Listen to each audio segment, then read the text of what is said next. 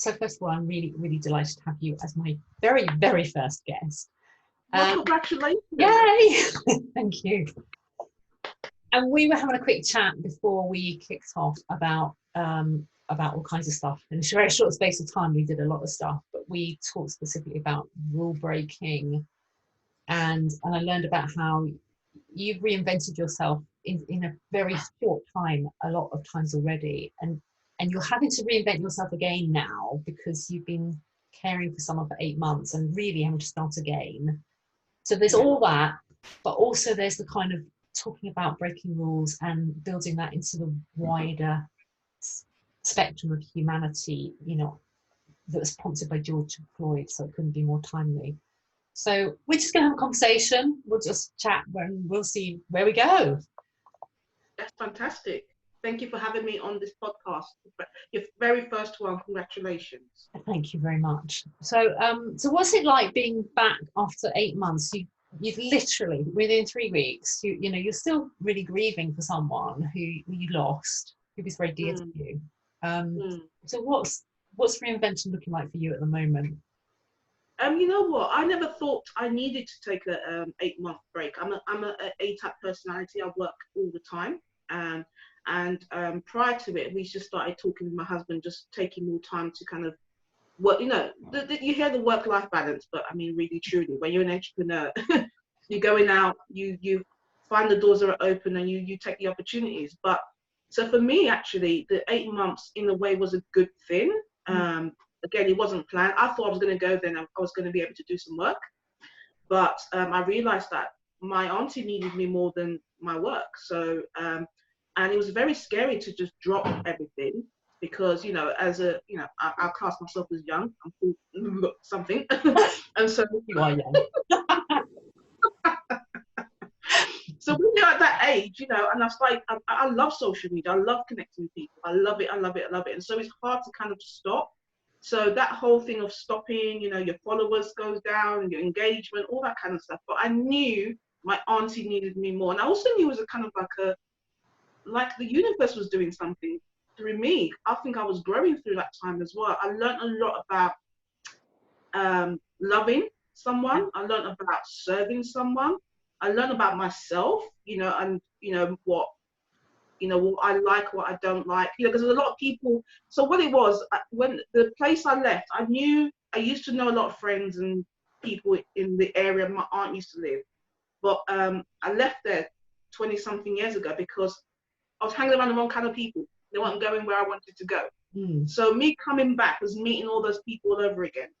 You know, so it was quite a hard journey, but I think the universe used it in a good way to kind of reinvent, like push me out of my comfort zone, push me out of because sometimes you get lazy after you've come out, you've developed yourself, but the universe wants you to keep developing. You don't stop developing, you have to keep moving. And sometimes you can get comfortable in just, I've done enough, that's enough now, I want to rest, you know?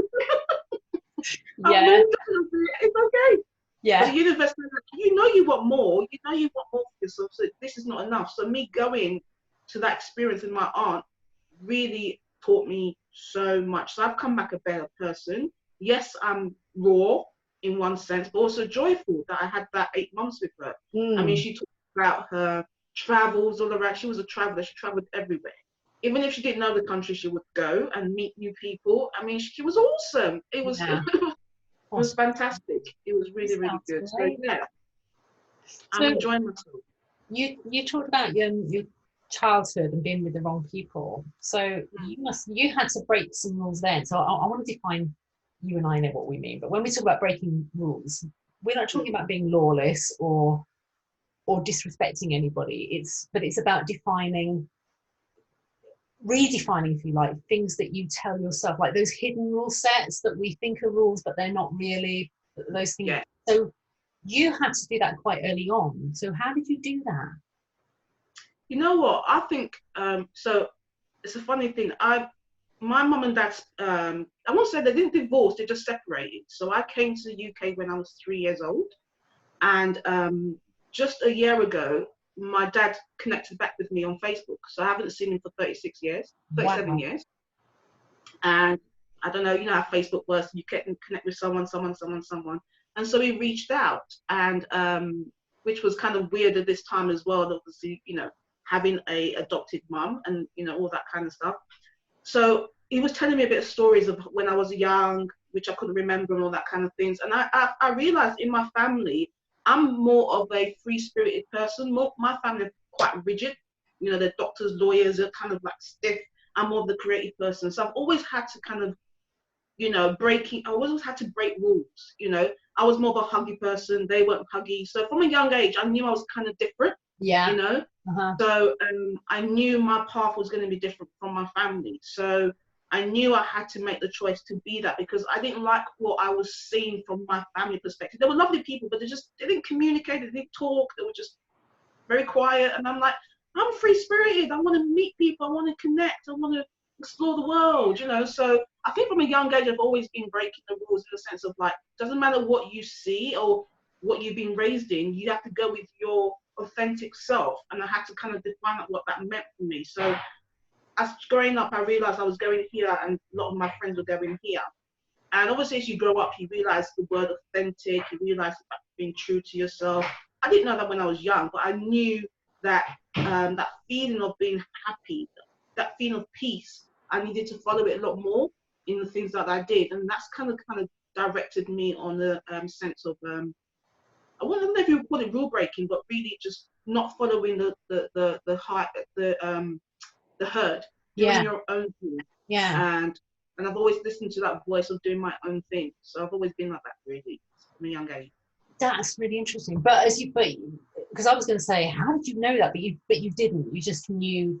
You knew what you didn't want, but Yes. but you hadn't got that clarity about who you really were and what mattered to you at that point. No. It was more later as I got older that I started going through personal development again, because of after spending 20 odd years with the wrong crowd of people and losing everything, and then realizing that actually wasn't me who I was hanging about with. And you hear that all the time. Top 3 people you hang about with, what you read, and you hear it, but you're like, it doesn't work. But when you go through personal development, you realize actually it's true. Who you keep around with, who you hang about with, does affect you, no matter how much you try. And I remember I turned 30 and I was looking in the mirror and I was thinking, I wasn't happy with the person I was looking back at. This person was looking back at me and was like, you're not happy with where you are. You're not feeling fulfilled. You know, people around you don't really care about you. What are you going to do about it? So I had to really start all over again. I literally moved from London, came to the north of England with my husband, put my children in new school. And I literally did everything. I relocated just to start all over again. And is that why you did it? Yeah. Right. Okay. Yeah. Yeah, I relocated so I could just start all over again and just not be in the same environment, because the environment was toxic. The environment wasn't, you know, conducive to a family upbringing, to my marriage, to who I was as a person. If you watch my videos, I talked about it on what I actually went through, which was quite bad. So yeah, I needed to reinvent. And I think there's a great book.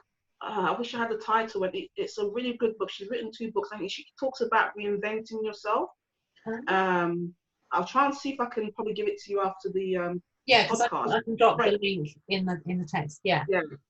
It's a really great book, and it's a really small book. It doesn't take long to read, but it talks about how all the celebrities, you know, we all know them as certain names, but they're all born with different names. And when you talk about reinventing, you might have to even reinvent yourself when you're older. You know, you might have to kind of define who you are, choose your own name, choose your own identity, because we get stuck with the name that our parents gave us.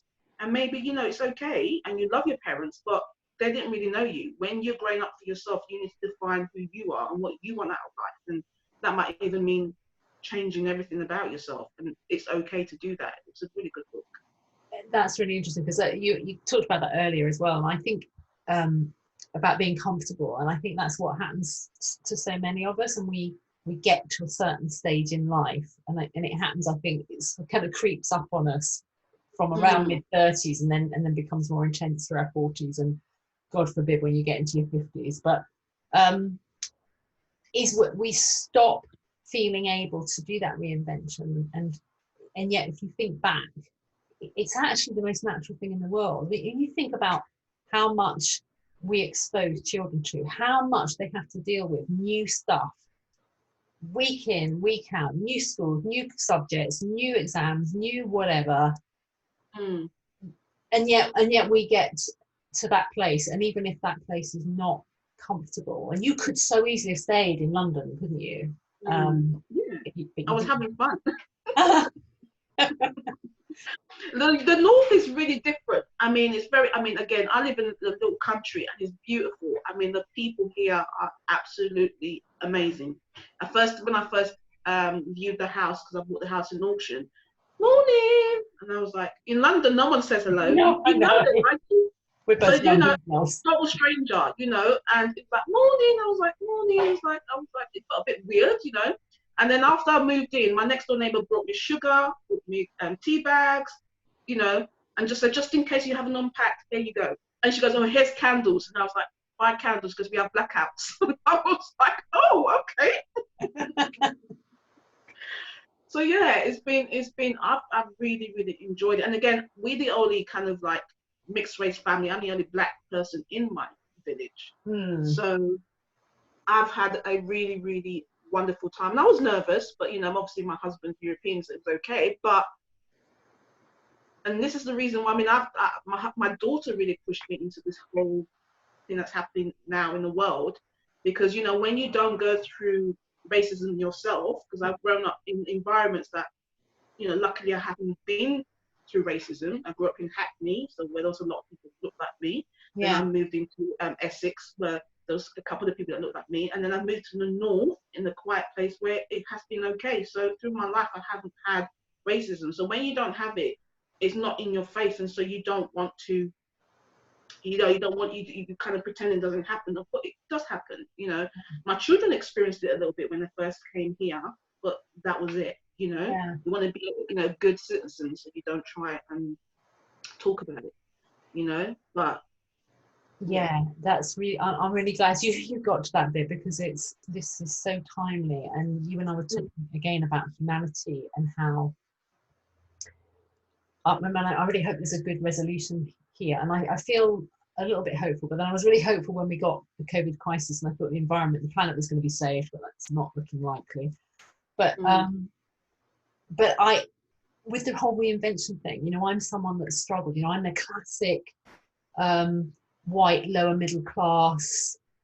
You know, I've never been rich, but I've never been uncomfortable. You know, and I live in a nice part of the world and nice friends, and you know, a nice life. And archetypal liberal person that would say, well, no, you shouldn't do that, but actually nothing beyond that. And I think this is an opportunity for people to really think deeply about how they behave, and not just about race, but about everything, about, you know, what binds us together, what keeps us apart, what subtle things we do without even realizing that we're judging people for, and the whole abuse of power.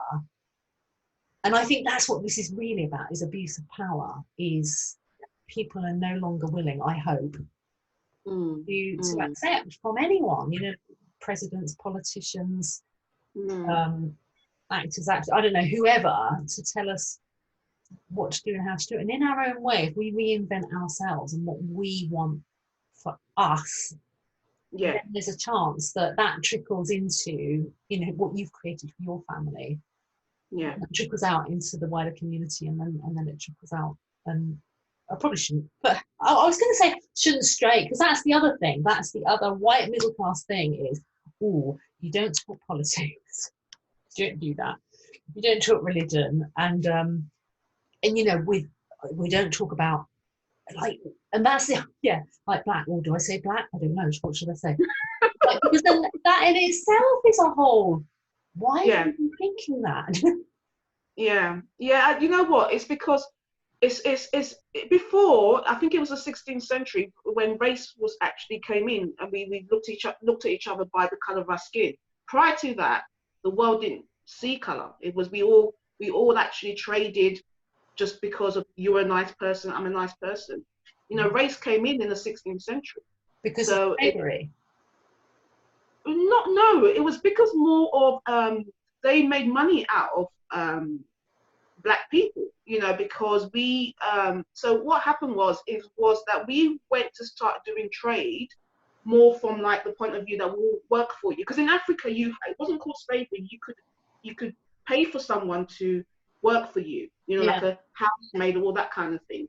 And so when the Europeans came to Ghana, that was from that point of view. The Ghanaians saw that we were coming, they were going to pay us to work in America and all those kind of things. They didn't know that they were going to do obviously the crazy stuff that they did with us. So when they found out, people came back from America and said, "No, actually, they're killing us. They're doing all this stuff." Then we went crazy, because we actually came to just partner with the Europeans, because there wasn't such a thing as race in those days. But the Europeans saw a lot of gold, a lot of copper, a lot of diamonds, all those kind of things in Africa, and they wanted to capitalize on it. But you know, as we would have given it to you. You know, we're not so-called barbarians and fighters. We would have given it to you. So I think as well, we judge a book by the cover, and because we probably looked strong and scary and whatever, as they say, they thought it would be an easy way. If they dominated us, that would be the best way to do it. When you didn't need to do that. We would have given it to you anyway, you know, because there's enough to go around. This is the thing, when you think of lack, you think that's not enough to go around. This is the reason why you would want to dominate someone else. But the world has been here for millions of years, and the resources are always going to be here. So there's no such thing as lack. There's enough for everyone. Truly, there is enough for everyone. You're different to me, so what I want will be different from what you want. So I'll be going on my corner doing my thing, you be going on your corner, and there's going to be enough. And the world keeps reproducing. The world's nature, Mother Nature keeps reproducing, doesn't die. So for you to think that's not going to be enough so that you can dominate someone else is absurd as a human being, you know. It's all about, and again, going back to what I said before we did the podcast, no one knows the reason why you're here. So you need to identify your purpose. What is your purpose? Why are you on the planet? You know, why were you born? Yeah, obviously we didn't have the choice. Mum and dad fell in love, had sex, had us, so we didn't have a choice to be here. So it's too late. You can't choose, you know. But there comes a point in your life when you have to start deciding what you want. What, you know, what do you want out of your life? Yeah, you're right. But it doesn't have to. I think people can get hung up on, and I've talked about this in some of my podcasts, in that that's like the one thing. Like there's only one thing, but there isn't. You do have to choose, but you don't have to choose a forever thing. You can choose now and then choose again later. Of course, I think everyone should have. That's why we've got 10 fingers. You should be able to do 10 things. Yeah. But not everyone can do 10 things. It's a journey. You might start off with 1, and then you move from 1 to 2, or you might do 1 and then you add on 2. Everyone's different, and that's the thing. Yes, there's no one purpose, but you have to be on the journey, because we're all gonna live and die. But you want to make sure that journey that you lived and died, you fulfilled yourself, you were happy, you know, you had the basic, you know, Maslow talks about the hierarchy of needs. You know, we need shelter, we need love, we need, you know, to make sure we can eat, you know. So once all of your 5 basic things of humanity is taken care of, then the rest is you decide what you want to do with that. Yeah. You know, so, you know, it's not all about that one thing, that one purpose, because we're on a journey. We change. Who I am now is not definitely who I was when I was in my 30s, and I'm sure same as you, you know. So for us to think, you know, some people say find your one purpose, it's crazy. Yeah, and I think that's the thing. People like deer in the headlights, going, "Oh, what's the purpose? I don't know what the purpose is." You must get that. So tell us about it. So with your current reinvention, is this the Rachael Academy? Is that where you're putting your energy into now, or is there something else that's happening? Rachael Academy is going for 14 years. It's not actually a new invention. I've been doing it for 14 years. So it was called a different name when I first started out 8 years ago. But to me, is not really. I'm not reinventing. I'm adding more different things to it from my experience and what I learned, because after talking to clients and speaking to people, and also after coming back after 8 months, for some reason, like I said, I reinvented myself, went through a journey, I cleansed all the crazy things that was going on. Like I knew the universe was, you know, told me to go to look after my aunt. I thought I was going to be there for 2 weeks. I was there for 8 months. But I know it was a process of learning, you know, because I've come back a bit more confident about myself. I've learned about love, because a lot of people are scared of love. You know, this like, "Oh." But you know what? When you open up your heart and, you know, let someone else love you and you love someone back, it can do so much wonders. You know what I mean? Especially if love someone that doesn't actually have the same view. Because my aunt and I used to argue all the time. She had completely different viewpoints to me. We would sit with a cup of tea, and she would have her coffee, and we would talk till 3 o'clock in the morning, debating, and then we'll hug each other, and then I'll go to bed. I'll tuck her into bed, and she'll be done. That's But it was beautiful. It was lovely, because, you know, you sometimes you think, oh, I can't relate or love someone that thinks different, or, you know. yeah. It was a wonderful time. It was really, really good. So no, Rachel Academy is not a new thing. It's something I've been doing for a while, but I'm adding different parts of what I've been learning, and, you know, from talking with my clients, listening to them a bit more of what they want, you know, rather than just thinking this is what they want. I'm listening a bit more carefully. Okay, you need this, and I'm putting things in place to help them on their journey, because we can get caught up in media and where you're branding, your marketing, your social media, do this. But again, we are not robots. Each individual person is different. Each business is different. So, you know, as business owners and entrepreneurs, we need to listen to that person and say, actually, this might be what they say you should do, but I think maybe this is good for you, or what do you want to do? And then facilitate and help them to do that. So that's what I'm building, a system at the moment to help them do, which hopefully will launch in November. That sounds very cool. That sounds very cool. And I think that's interesting. Maybe the world is coming to that point of being able to cope somehow with individuality. Because that's certainly something that in the past, I've followed the whole step by step, do this, do that, do the next thing, do the thing after that. And, you know, like we're all like little sausages being produced in our little businesses without any sense of, and there's that kind of disjointed sense of this doesn't feel quite right, but I don't know why it doesn't.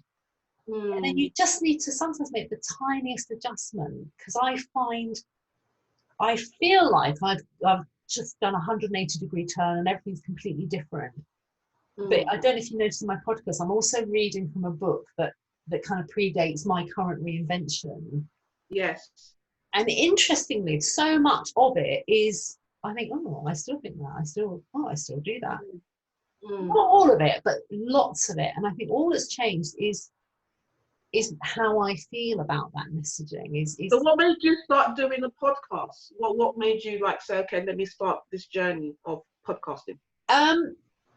In all honesty, I was following a program. So COVID-19, like everybody else, I got thrown into. I used to do online stuff, and then I didn't. And I was just floundering around, not really doing anything very sensible at all. Going, oh, woe is me. I'm nearly 60. What am I going to do with my life? So you look very well for 60. Well, you're a darling. Well, you look about 16. So we'll both accept those compliments. So thank you. So I was floundering around, and then COVID-19 was like, oh shit, well, I better do something online again. And so I went to this program, learning how to do funnels, online funnels. And part of the training that I was going through, they said, right, what you need to do is some form of what they call publishing. So it's either video, podcast, or blogging. And I thought, I can write, but it's a bit, I mean, I'm writing a book at the moment, but it's really hard work. It's like pulling my nails out. And video, I think, you know, I hate video. And so I thought podcasting I can do, because you can probably tell I'm okay talking, can talk. So, and I decided I would adopt this midlife reinvention space, because I thought, no, I feel very knowledgeable about that. I feel very connected to it. And I've helped lots of other people through it, and I've been through it and all that rubbish. So they just said, don't even think about whether it's good or not, just do it. And so that's what happened. I just thought, okay, to begin with, nobody's listening. There's no one listening, it's okay. And gradually, it's true, I'm beginning to find a bit more of a groove, beginning to find, I'm sure it will it will look completely different 3 months from now, 6 months from now. Yeah, yeah. But it's about finding your audience, isn't it? And you know way more about this than I do, because you're a social media queen and I loathe it. I have to learn to embrace some of it. Oh, you know what? I wasn't at the beginning. You know, I didn't even want to come onto social media because I was in debt. I was hiding from my debtors. Oh, I love me too. Debt. Like, if they find me, they'll be like, "What are you doing? You owe us money." So I was like, very, very scared to even come onto social media. I was one of the kind of people that hid behind stuff and put a fake picture of myself because I was in so much debt. I was just thinking, no, I couldn't do it. But I had to. This is the thing about personal development. I was like, well, if I don't get out there, there's no way I'm going to make money to pay off debt. Like, I have to reinvent to take me to where I need to go to get me out of my situation. Yeah. You know. So and I was in so much debt when I started. I wasn't making no money, but I thought I had to start. So I started off doing a blog, and I was talking about. I started because I read this article on it was an online newspaper about this gentleman that started an eBay business and was making huge amounts of money. You know, Yeah. and I was like, oh my gosh, you know, I was in debt. I was like really in debt. I mean, it was 2008 as well when all the crash, everything was like, my husband didn't get a job. It was horrible. So I was like, just read this article about 3-4 times. I'm like, right, I'm going to go and try and get an eBay business. So I went to there was this gentleman who was shop. They had like old DVDs and CDs and stuff, and he was selling them for like £5 for £1. I'm like, right. So I was like trying to research. I started looking about niche. What would people like? And I thought, well, I had about 400 DVDs that I used to had in my house because I used to shove it on when my kids wanted to talk. I said, sit down, watch a DVD. So I accumulated about those. So I just went into the house, looked at all the DVDs I bought. You know, I thought, well, I need to get rid of it. This is too much now. The kids were growing up. So I started packaging them and I just started selling them on eBay and Amazon. As I took pictures of it and I waited. Then about a week later, I got a sale. I was like, yeah! And it was only like £3. But I was like, oh, I'm saying £3. I made my first £3, you know. So, you know, huge bill, but £3 was so excited. So, you know, I'm still like that now when I make a sale. I'm like, yeah.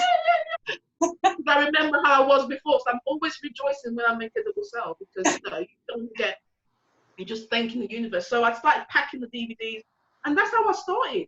And I started bit by bit, bit by bit. Trust me, I had no clue what I was doing. I was scared to go online, I was scared to show my face, but I knew I had to come out of this to sort myself out. So, and it worked. It worked, yeah. Was it because it gave you, was it that business, or was it the confidence that doing that gave you? Or was it both? And, you know, I think when you step out and then you get one person comment on your blog or someone said, oh, I read this touched me, it kind of keeps pushing you to do, because I was doing videos and, you know, 2 views, 10 views. Yeah. But you know what? I was just excited just to be doing something. Yeah. I didn't really care. So even to this day, I don't care about the numbers. I don't look at it because I'm just so happy to be able to do it, that, you know, that this opportunity of, you know, YouTube and, you know, Facebook gave us to be able to showcase ourselves. You know, this is why I say we are all brands. You know, every single one of us is a brand.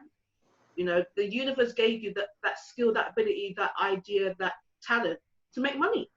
You got to use that to make money. That's what we are here for. That's what you're really supposed to do. Find out what you're supposed to do and connect with other people and feed yourself. That's it, you know, and then make the world better. I like that plan. I like that plan. I can feed myself this week. Well, I'm mindful that this is a stupidly short podcast, and I feel like I'd want to talk to you for ages, and maybe we could do a part 2 some other time if you'd be up for it. That'd be lovely. But thank you so much for your time and your energy, and it's just been lovely, and I hope everyone else has enjoyed it as much as I have. But I hope I want to wish you every success in your podcast. And I would love to come back again. You seem such an awesome person. And you know what? You are going to do really well. You know what your niche is. You're starting off in this journey. Just keep doing it. And, you know, talk about reinvention and, you know, midlife crisis. I love the logo. I loved everything about it. I'm like, yeah, this girl's going to do really well. Oh, you're a darling. Thank you so much. Thank You're you. welcome. You're welcome.